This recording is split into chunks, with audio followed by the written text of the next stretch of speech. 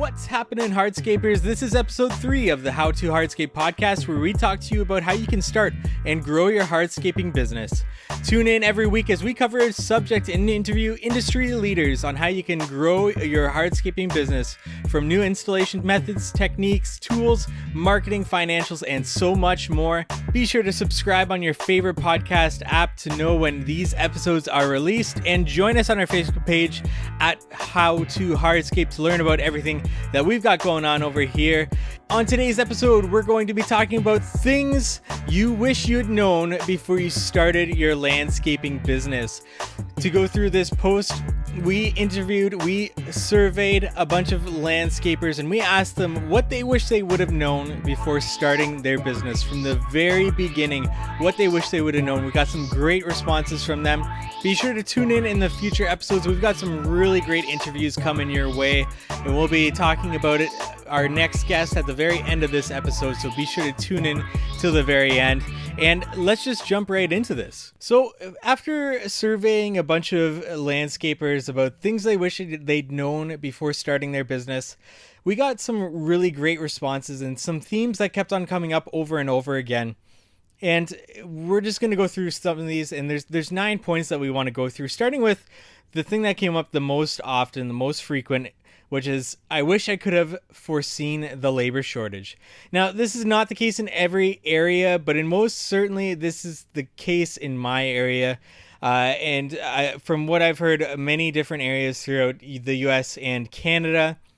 You know, I did not know if other people were having the same problem outside of my area, but it turns out they definitely are. The labor shortage is real.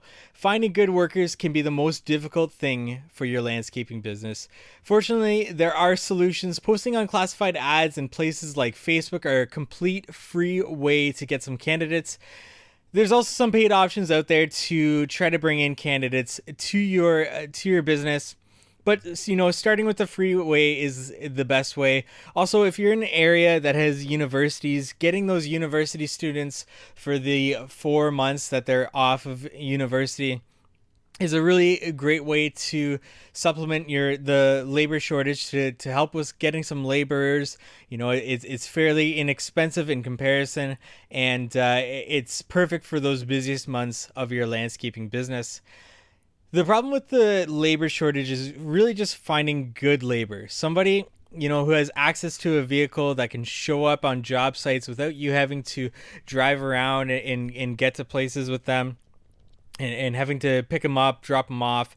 Also somebody that's, you know, willing to actually work hard and, you know, not call in sick often. It's such a problem that, you know, workers are not willing to work as hard as you'd want them to. And this comes from your expectations as a business owner, because oftentimes business owners really want their workers to work as hard as they do. And you really can't expect that as a business owner, because this isn't their business.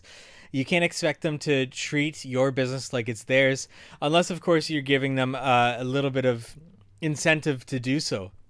But ultimately, you need to be able to be flexible of what you can expect from your workers. At the same time, making sure that your workers are working hard enough to meet your expectations or to get as close as possible to them.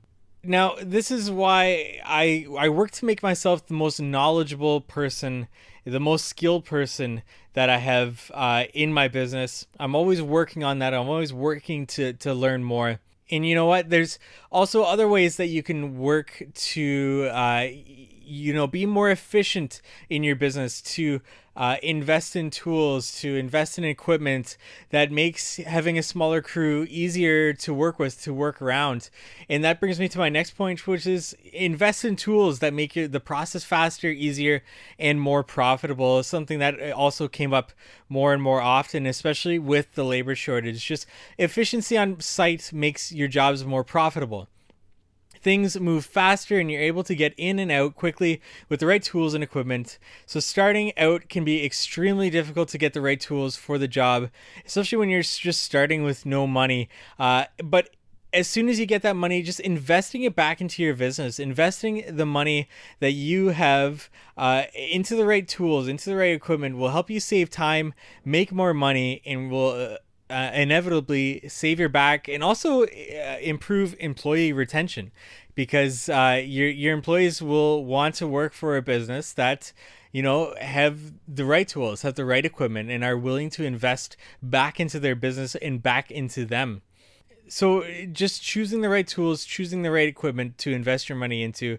Again, working smarter, not harder is a saying that is so often passed around and something that we stand behind. Save your back because you only have one, and longevity is more important than the current job that you are working on.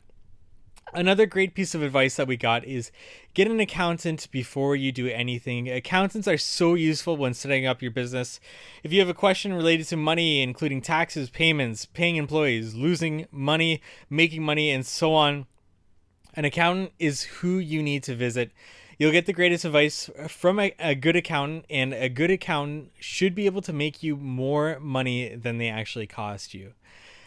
There are, however, best practices for you and your business as far as bookkeeping is concerned, and you should work to keep track of everything your business does, including mileage, receipts, taxes collected, any money moving in and out of your business. In the future, we'll be bringing on an accountant and a bookkeeper onto the podcast to talk more about this. But for now, it pays to have an accountant at your side. The next thing is do market research. Whenever you're starting a new business, it is always a good idea to do some market research. Draw out a business plan that talks about what your business will be doing, how you will obtain leads, who your competitors are, what your competitors are doing, and so on. Include the best areas for you to get jobs, suppliers in that area that you can sign up for the referral system, people you have talked to and people you can talk to. Market research will provide you with the insight to be more prepared by the time you launch your business and allow you to get the ball rolling with some leads and eventually clients. So many people skip this step because they see somebody out there making money that they think that they can do. They start their business and then they do not know the first thing about getting their first client. You don't want to be that person. Be prepared. Get it in writing, get it down on a piece of paper. It'll help you refer to something in the future, look back at something in the future, and adjust as you go. My next point is do not grow too fast. And this is so true. Oftentimes we want to put the pedal to the metal, go full steam ahead, but this is not always the best case scenario for your business. I've seen so many people start their business and try to get too big too fast. They take on employees that they cannot afford to pay, equipment with loans, and jobs that they are way out of their skill set to complete. Keep your overhead expenses like loans and employees as low as possible when you are first starting. Once you get some more cash flow into the business, then you can start to increase this overhead to increase your efficiency and bring more money into your business. If you are starting out and trying to gain experience, stick to the jobs that you know you can do.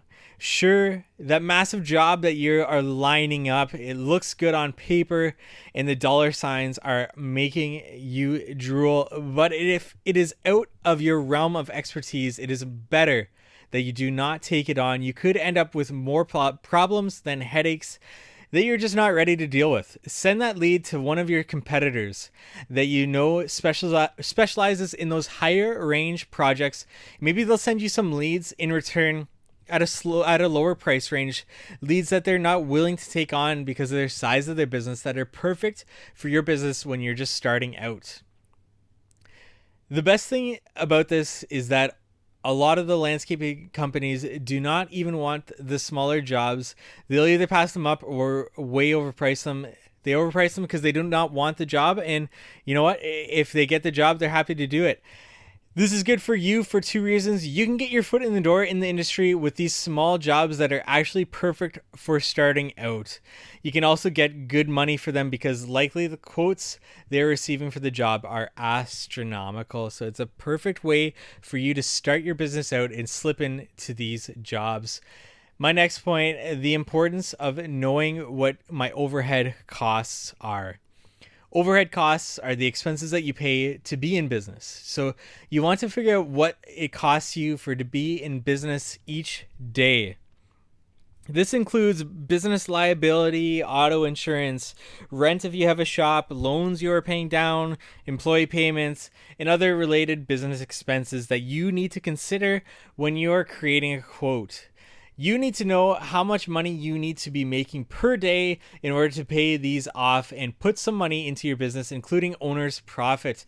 You need to know what it is costing you to be in business. In addition, you need to keep track of your number through every part of the job, including everything that is going into that job. Every single number you need to document, you need to keep track of, and you need to know if you're profitable at the end of that job. You need to keep track of your numbers and doing until it is too late. I was once told to make sure I'm making money every week.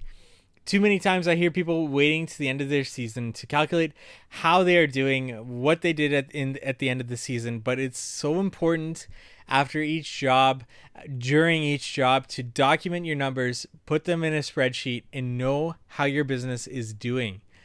Another point, calculating 15 to 30% in expected time, because when you're creating your quotes and you're thinking it's going to take you this amount of time at the beginning, 15 to 30% that number.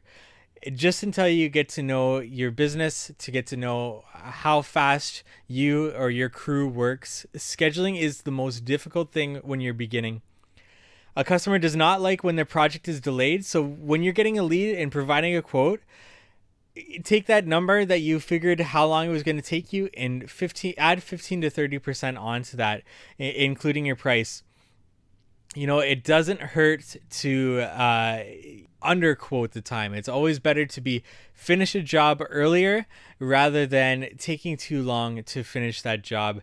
This scheduling, rain derails a lot of plans to complete a job on time. Other things like unexpected problems on the job site or losing a laborer in the middle of a job, which has happened so many times to me, can really increase the time on a specific job. So make sure you calculate these problems and that they will arise. So make sure you're calculating these problems ahead of time.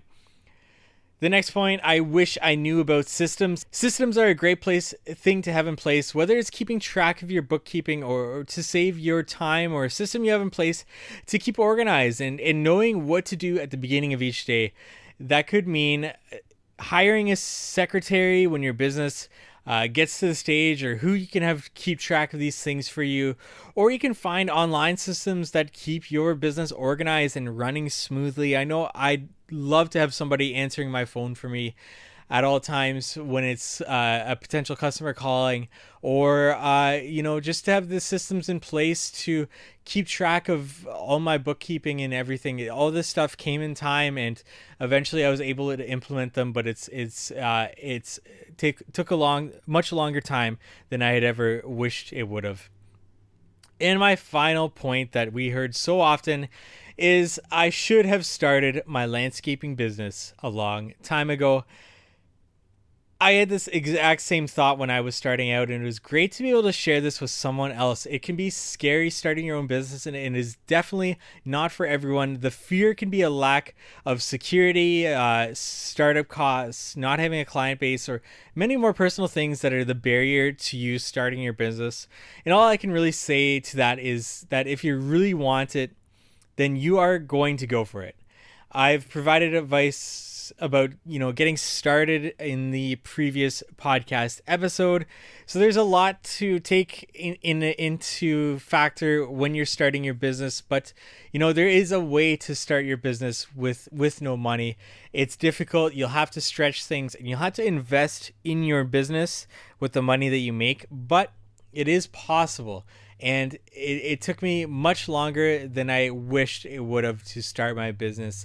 I waited and I waited and I waited when I should have taken the dive. I should have gone headfirst in much sooner than I did. And I mean, there are also people that dive too quickly into that pool to start their business when they should have taken a little bit more time. So you know what? You probably will never find that sweet spot when is the perfect time to start a business, because really there is no perfect time to start your business. You just have to judge based on your life, based on your experience, and make that judgment call yourself.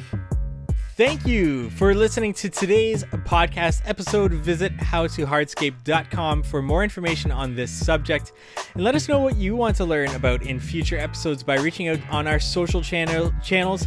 We're at howtohardscape everywhere, and email us at contact@howtohardscape.com. We would love it if you would subscribe to our podcast and leave us a review on your favorite podcast app. This really helps us get this podcast out there and to get some amazing guests on this show. Like we said at the beginning of the show, our next episode is with Paver Pete. He is here to talk to us about a few different ways that you can prepare a base, and it is a really great interview with him. So tune in next week for our interview with Paver Pete, and we look forward to meeting with you next week on the How to Hardscape podcast.